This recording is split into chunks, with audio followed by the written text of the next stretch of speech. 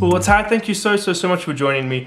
I mean, if you guys watch my review, you'll know that I freaking loved this series. I thought it was absolutely amazing. Actually, I went to the What's Next Africa Netflix event that happened a few weeks ago, and we had to do this thing where we had to write down our favorite show, our favorite African show, and like put it on the Netflix in. And mine was actually Justice Served. So it actually, I was blown away by the series, and I think what really sets it apart, besides the beautiful performances and the high production quality, was its incredibly unique story, which is your brainchild. So can you just speak us through this process of how you came up with this, because in many ways it tells two different stories. It tells a story of, race relations in South Africa, but then also it tells the story of an individual and his journey with guilt over what he's done in the past and when he was in the army. So how did you come up with these two different concepts, put them together, and ultimately come up with this incredibly powerful story? Thanks for having me. I mean, how I originally started with the concept was, I think we need to go to what we discussed as the source material. So I was really looking at creating a graphic novel. So that's how I initially started. And I was inspired by the graphic novels of Watchmen and so on and so forth, which what they did very, very well was draw parallels between reality and almost a fictionalized type of reality. And what I enjoyed about that is that it allowed for a certain amount of commentary to occur within the show. If you watch Watchmen, it was speaking about the Cold War and what was happening around the Cold War and the different aspects of the Cold War. So that was my first introduction into the graphic novels, kind of wanting to write that sort of space and that political type of conversations in that format. And I also found it quite interesting that we could move into different types of genres within that space. So that's initially how I started coming up and conceptualizing of Justice Served. And as I said, I really wanted to create a space where we could have conversations as South Africans around race and around the different camps that we're in, but also just to have really difficult conversations around them, because at the same time we do come from different pasts, but at this we have a generation that does not necessarily understand that at the same time. We have already a generation or two that has lived together in a relatively cohesive society. Now, how does that conversation between those generations, like between you and myself, how do we have those conversations? We went to school together. I'm talking to you about graphic novels, so we probably grew up watching together. We have similar backgrounds in terms of the superheroes that we have. Now, how do we have conversations? And I wanted to create an opportunity where we could. And I was lucky enough that, as I said, to find not necessarily a platform, but a way of doing it through graphic novels. And that's my starting point, was really freeing myself from the stereotypical type of shows that were getting made. That blows my mind. So please excuse my ignorance then. Is there currently a Justice Served graphic novel? So initially, that's what I was starting at. So what I was hoping to do is that I'd started my career working in the executive field at MultiChoice as one of its creative executives. And I really wanted to, when I left that, I really also wanted to be able to change the genres in which our storytelling. I wanted to move away from melodrama. I wanted to speak maybe on a political level without necessarily having that sort of interference from that space. So I was going into a space where I was creating graphic novels and writing the scripts and the concept for graphic novels and moving it into print and so on and so forth, into illustration, and hoping to self-publish before it was scooped up by Netflix. So during that process of looking for funding to get art people in, I'd sent out my pitch document, essentially, of what I was working on that time. It wasn't called Justice Served, but what I was working on, and Netflix was like, "Well, what do you want to do with it? Because we kind of like it." And then we took it from there. But as I said, that's where I was working towards. So I've been working towards these different universes using graphic novels and trying to create my own source material for hopefully engaging with audience. A person who inspired me the most was Neil Blomkamp, and how he was able to do it with District 9. Yeah. So, to be able to be able to pitch that high concept, he had already it visualized in a graphic novel space, and that didn't cause any problems for. I mean, for example, you don't get money for pilots, so this is my pilot, but it also allowed me to create and to be able to go and create things like the Namua and all those the Paladin and all those different elements that are existing in our story world. I just have to say, I love the fact that graphic novels is where you're wanting to tell your story, because we have the ability, and actually, which you can't see, I've just finished reading the DC Universe Watchmen crossover that ultimately ends with Dr. Manhattan and Superman facing off. And it's great that you can look at graphic novels, and it's commentary. That's exactly what you were speaking about, because you look at even characters like Superman, who are these idealized versions of who we are, and we can then have debates on the idea of morality. And it's amazing how and I think it's just so great and awesome that it was actually picked up by Netflix, because as much as I love graphic novels, I mean, look, my shelf is just super geeky and nerdy, but when it comes out on Netflix, when it comes out on a platform like that, it's actually open to a much larger audience. And I can tell you right now, tons of people have watched your show, and tons of people have been moved by it and loved it and enjoyed it. And I've got two questions leading on to that. The first one is, were there any things that were lost in translation from your idea of, cool, I want to put this on the page versus now it has to be on screen? Sometimes things just don't translate well. So were there any things you had to adapt or change? And then the second one is, do you believe the message you were trying to spread, or rather the conversation you were trying to have, was that reflected throughout the show? So start with one, then the other. All right. No, I mean, the first question is was it lost in translation? To be quite honest with you, what was great with working with Netflix was that I did not have to feel like I was explaining myself or needed to explain myself to the world. I could just present it as is. This is the reality that I am presenting, and the rules of my world, the world that we've created, the story rules. So from that aspect, I felt that there wasn't anything that the only inhibitants that we only had 6 episodes. So it's like, oh my God, dude, there's so much story that we'd like to tell. But so that's the only thing that gets really lost a little bit. I mean, but you get that with all sorts of novels being translated into things, that you lose some essences of it just because of time relations. But essentially, because of the creative freedom that you're given at Netflix, you're able to kind of not feel like you have to explain yourself and how it is to the world. I mean, you don't find Americans having to explain, or any other filmmakers around the world explaining to the audience, first, this is what we are and this is who we are. No, here's a story, accept it or don't. The second question that you asked was, well, the thing is that it's a very interesting question. It's like, when you're trying to make conversational content, it's not necessarily that you want to be part of the conversation. You don't want to exactly direct what the conversations is about. You're hoping certain things become aware to the audience as to what they are saying themselves. So, for example, I'll give you an example, is Karabo. And her name being Karabo, and her being white. That is a commentary on itself.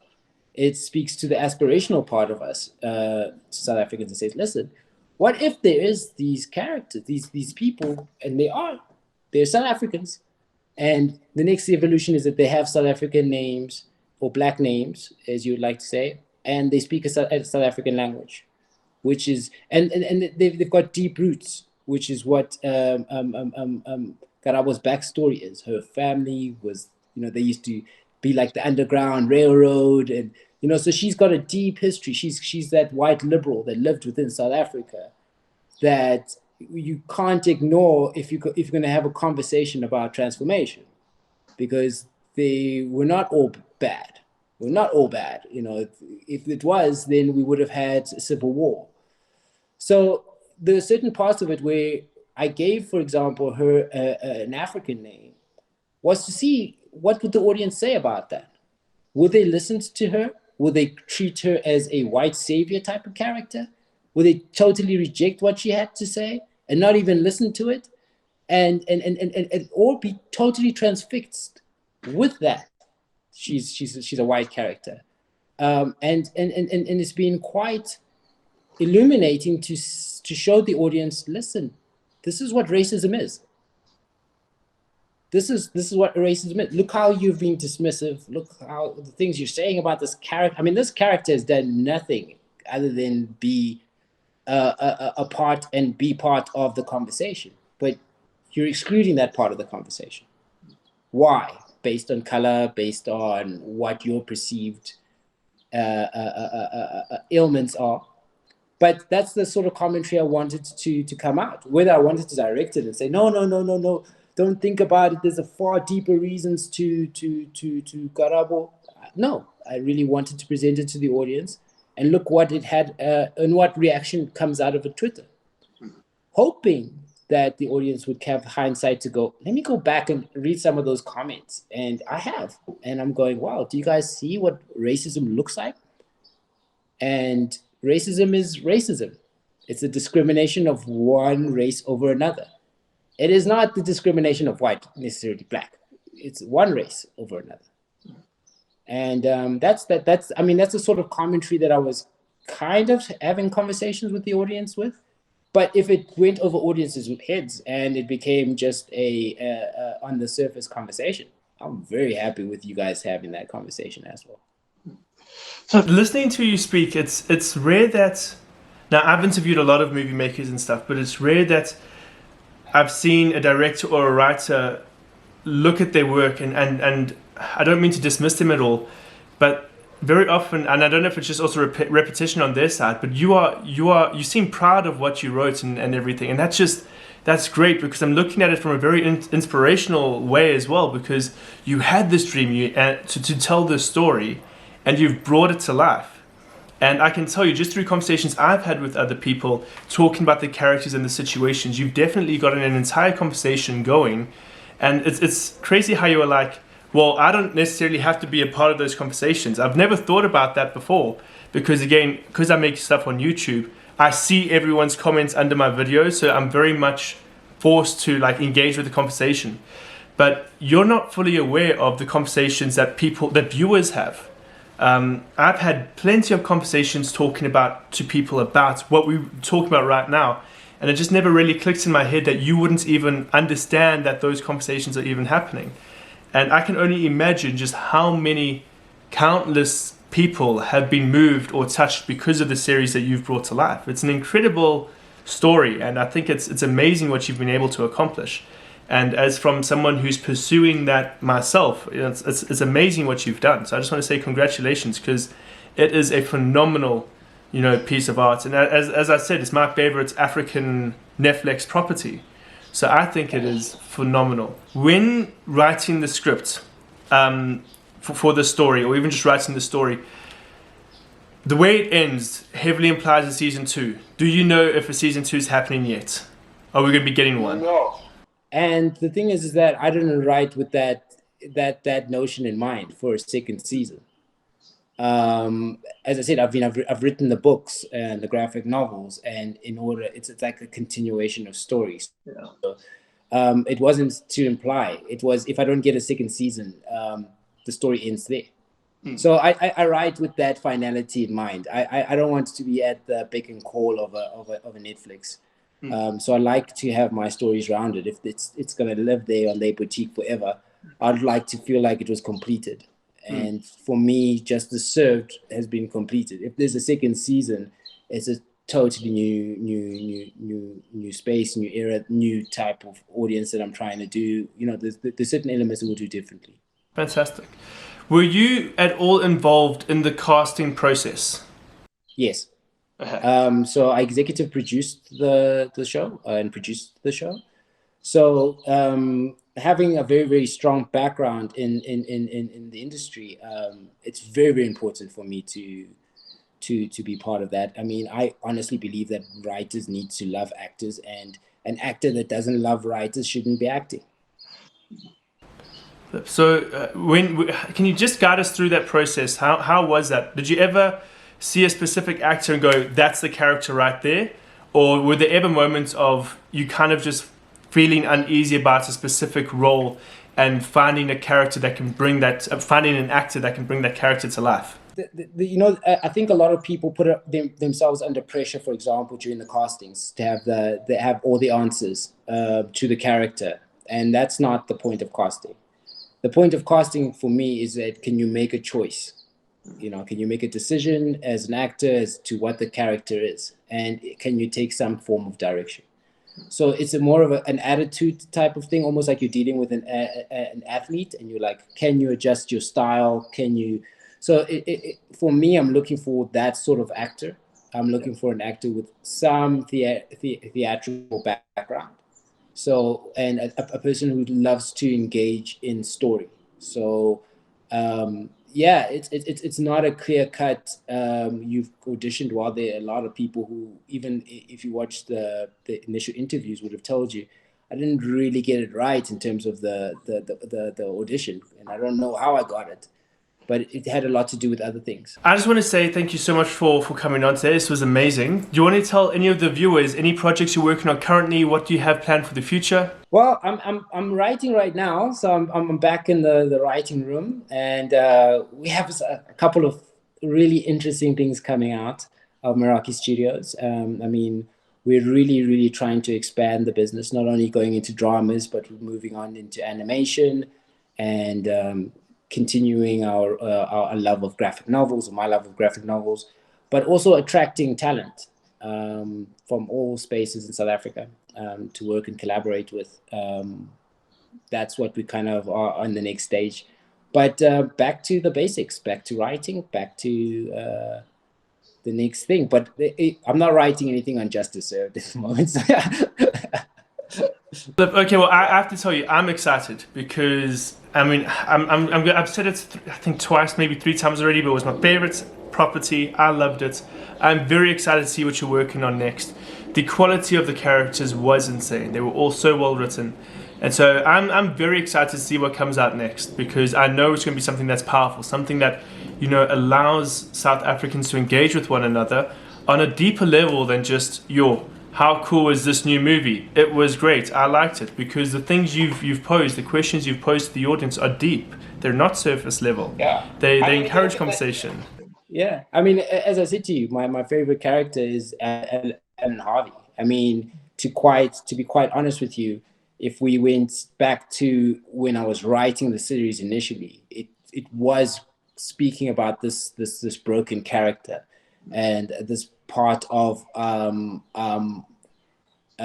society that I hadn't really engaged with. I mean, I watched a film called Morphe, which blew my mind.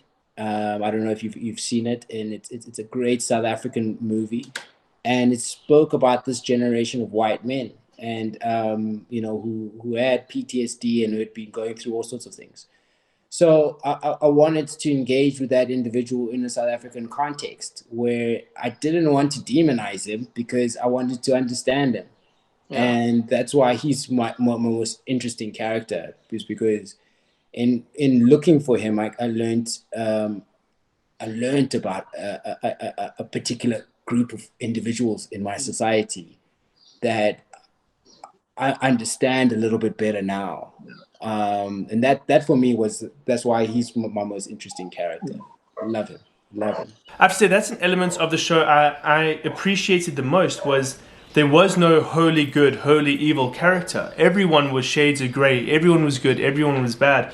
Because like I've never been one to support terrorists. I don't think most people actively want to support terrorists. But when you see the flashbacks and you see how these characters unfold, and even within the organization, you see the different motivations for different characters, why they're doing what they're doing. There is an element of sympathy there, and I was sitting there going, I don't like how I, in many ways, relate to the bad guy of the show, because they're all written multi-layered. And that's how we as humanity works. No one thinks they're evil, and I can tell you, no one is truly evil to the place where they're irredeemable, because everyone has those small elements or those small shades of grey that make them human at the end of the day. Exactly. I mean, if you feel threatened and you feel that you would like some sort of independence, you'll say to yourself, "I'll go through whatever needs to be done," and essentially that's what forms a terrorist. Is I don't agree, and I will do whatever needs to be done outside the norms in order to get the conversations that I want. I mean, we can't say that those things were not a part of our history, and we can't say that we don't have those conflicting emotions like you're having to our history, where we've come out of a space, but the means wasn't always necessarily aligned with what we wanted to achieve. Yeah. So I mean, if you can say, listen, the terrorists were right because they stood for good for then, or for good for what, and whose good was it for? And is terrorism at any cost, or freedom at any cost, what we're willing to speak for? You know what I mean? And what does that mean?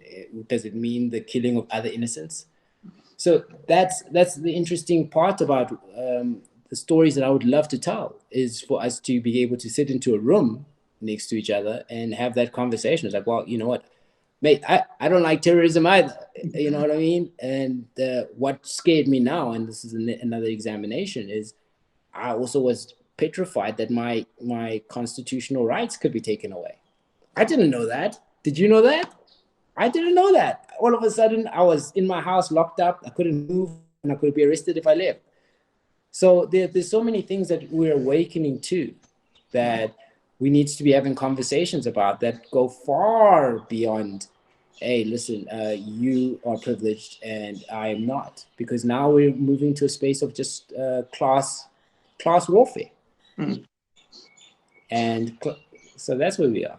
I think it's, even just in this short conversation, it's crazy because, as we've said, like it's so easy in South Africa also to just talk about racism. Like, racism is a very hot button topic, but there are also cases of classism, and classism and racism, cool. There can be situations where they overlap, but like, there can be a privileged white person, there can be a privileged black person. There's so many different elements and topics we can talk about. We can talk about, even just in a specific community, whether it's the white community or the black community, the cultures can be so incredibly different. And like, my wife and I, we're both white, but we're different types of white. Like, I'm very, apparently, I don't know my genetic history, but apparently I'm more Dutch and she's Portuguese, and our entire family and upbringing is completely different. Whereas, one of my closest friends, he came from a Zulu background, very different to someone who came from a Shona background. So it's incredible how I feel like there's a wealth of content that we can address, and conversations that we can talk about, and movies and shows and series and even graphic novels that we can make about all of these different topics. And I feel that the fact that we bring that up is incredibly exciting to me, because sometimes I feel this is a hot take. This is my hot take, but we could get so much more out of also addressing classism and culturalism in regards to not just talking about racism from a storytelling point of view. Yeah, absolutely. And that's what I think. I mean, that's what populism is, right? And I mean, that's what our character does. He uses populism, populism to enforce power. It's not necessarily that he believes in this populism. He believes in the rhetoric that he's saying. Yes. It's not for him. It's power by whatever means. I mean, we look at the classism conversation, and I mean, one of the characters doesn't even know he's the maid. the maid's name. You know what I mean? When he comes back, he's like, she just died. She just lost her husband. What's the maid's name? Now, is that a race thing or is that a class thing? Yeah.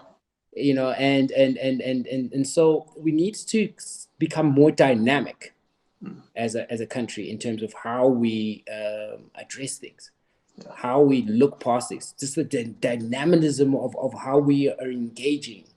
Even the ideas that we're coming up with should be able to kind of stir us in a space where we kind of engage in a different way of thinking. Division has worked. You know, I mean, we're a country that had a PR company that came to divide us, pardon me. I mean, what was it, Cambridge Analytic or whatever it was? And a whole PR company was hired to go but wild crazy and say all sorts of things around race, and it heightened race relations and made us tense, you know, a very big part of our lives. I mean, this is where you get things like monopoly capital coming out. Those words were coming out of marketing guys who were marketing it. I mean, these are not fresh concepts that are coming out at Bruce levels. This was somebody in a marketing room saying, listen, I need a catchphrase so that I can put a whole idea into a people's minds so that I can galvanize them to do what I would like them to do. So that's sophisticated, man. That means we need to be having sophisticated conversations where we are looking past that. I mean, we've seen with the world, there's stuff that's called fake news. We've seen the world being affected by things like Facebook mania and that sort of things. So we need to be able to say, listen, you know, maybe we shouldn't be looking for answers with politicians. Yeah. Maybe we need to be having at a communal level around my community. Ty, thank you so much. I think I don't want to be biased because I have to treat all my guests equally, but this has probably been my favorite interview. It's been amazing to speak to you as a fan of your work, but also just someone who can relate to what you're talking about so heavily. So thank you so much for joining me today. Thank you so much for allowing me to talk to you. Thank you for bringing up these incredibly unique topics and allowing us to just actually almost get a little bit vulnerable as well, because we're talking about some very, very heavy stuff. And I'm looking forward to continuing having conversations like this with you. Anytime. I really enjoyed this conversation, and I'd love you to continue carrying on. I think it's important to engage with content the way you're engaging with content. I thoroughly enjoyed it because it reminded me of Barry Ronga. I don't know if you remember Barry Ronga, who used to be on. He used to be on Mnet, and he used to give those movie reviews. I used to love those movie reviews, and I actually used to watch the movies, the Friday night movies or the Sunday night movies, because of him, and judge that. So you reminded me a lot of that. So continue doing your good work. Thank you. I really do appreciate it, man. I really do appreciate it. Please, if you'd like to follow Meraki Studios and to find out what Meraki Studios is up to, I would really like you to go check on that. We're at Meraki.sa on Twitter, on Instagram, and check out our website at www.merakistudios.co.za.